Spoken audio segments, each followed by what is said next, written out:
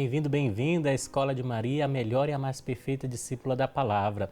Ao longo desta semana estamos conversando um pouco com a Márcia Miné sobre a devoção mariana antes e depois do Concílio Vaticano II. Ontem nós encerramos a nossa entrevista falando sobre o 8º capítulo da Lumen Gentium, que trata aí sobre Maria no mistério de Cristo e da Igreja. E a gente sabe que depois do Concílio Vaticano II, depois desse documento aí, desse capítulo importante, o Papa Paulo VI sentiu a necessidade de trazer um documento falando, digamos assim, um pouco mais de forma prática sobre essa devoção, como deve ser a devoção e o culto à Virgem Maria na Igreja. E aí então nós chegamos à exortação apostólica, né, Marialis Cultus. Então, Márcia, a gente gostaria de começar a nossa conversa de hoje pedindo para você apresentar um pouco sobre os principais elementos dessa exortação apostólica. Olá, Frater, e assim a gente vai dando continuidade para a nossa conversa, não é? Nós falamos na nossa última conversa sobre os conflitos que tiveram que ser superados durante o Concílio Vaticano II para essa renovação que ele nos traz, mas é importante a gente entender que os conflitos, eles não pararam, né? Por quê? Porque a renovação, ela exigiu também uma mudança e sai da zona de conforto, como a gente já falou lá atrás. Então, mais ou menos por torno de 1970, o concílio foram 3 anos, né, para entrar, né, até chegar ao capítulo 8 da Lumen Gentium, como temos hoje. Mas depois disso também, mais ou menos em 1970, volta novamente o movimento maximalista e minimalista. Já falamos muito de Maria, muita gente não concordou com essa nova proposta, tem aqueles que acatam, aqueles que aderem, aqueles que não, e cada um quer puxar para um lado, aí não, já falou demais de Maria, o minimalismo, Maria é uma mulher qualquer, Maria é uma pessoa qualquer, então não é assim, é o exagero, né, que sempre se tem.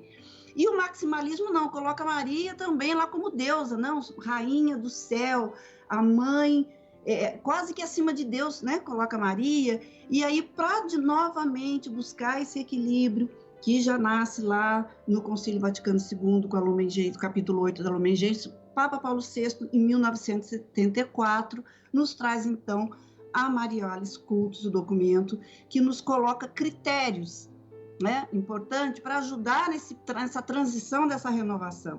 E ele traz novamente, Frater, uma coisa muito importante, que são aqueles 4 critérios, que já nasce lá no Concílio Vaticano II, no capítulo 8 da Lumen Gentium, para a renovação da devoção mariana. Sempre é bíblico, né, o centro bíblico, litúrgico, ecumênico e antropológico. Novamente, Papa Paulo VI coloca a importância de refletir da devoção mariana, estar sempre inserida com esses 4 critérios, né? Então, ele chama muito a atenção para isso. Não somente a Bíblia ou alguns textos da Bíblia, mas toda a palavra de Deus, né? E o ano litúrgico, né, com todas as celebrações litúrgicas, porque ele fala no documento uma coisa muito importante, que a oração deve ser litúrgica porque deve derivar da Eucaristia e a ela conduzir. Então, novamente, Papa Paulo VI coloca a centralidade de Cristo na Eucaristia, a devoção mariana sempre nesse sentido, né? Ela deriva da Eucaristia e a Eucaristia ela deve conduzir.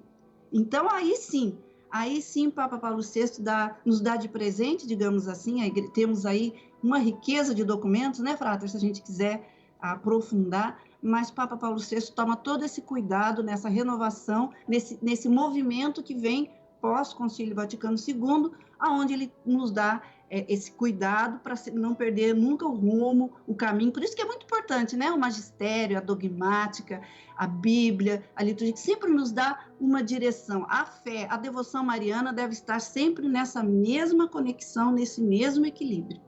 Justamente, esse equilíbrio é o que favorece, né, o ecumenismo e também favorece com que, sobretudo, as mulheres se identifiquem com a figura de Maria, né? Quando a gente coloca uma mulher totalmente distante das outras, fica difícil até mesmo para a gente entender, né, como Maria pode ser modelo ainda hoje para todas as pessoas, sobretudo para as mulheres. Muito obrigado, Márcia, pela sua presença mais uma vez. Muito obrigado a você que esteve conosco na Escola de Maria. Continue ligadinho na TV Aparecida, o canal de Nossa Senhora, acompanhando a nossa alegre programação.